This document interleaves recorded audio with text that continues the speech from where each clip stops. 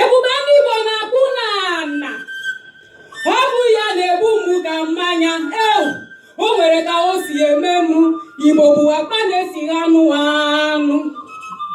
O nwere ihe dị iche iche eji mara ndị Igbo, mana nke ejighị ya amaghị bụ igbu mmadụ, maka na anyị na ọnwụ anaghị erikọ n'otu efere, mana onye tinye n'Igbo aka nsị n'anya. Igbo bụ ndụ, ledo ya anya. Chetakwa na ihe jiri tọọ ndụ alaghị n'ihi na n'ụwa bụ mkwube. Ulekwara na chi n'Igbo bụkwa n'anya. Ọ bụ ya bụ nọ n'elu jiri ebube iwe n'Igbo ka uwe ọtụrụkọkwa eji ikwe ike ya tụkwa osisi. Mana chetakwa ihe a na-ekwu, onye akpakwana aga aka n'ọdụ ma ọ dị ndụ ma ọ nwụrụ anwụ.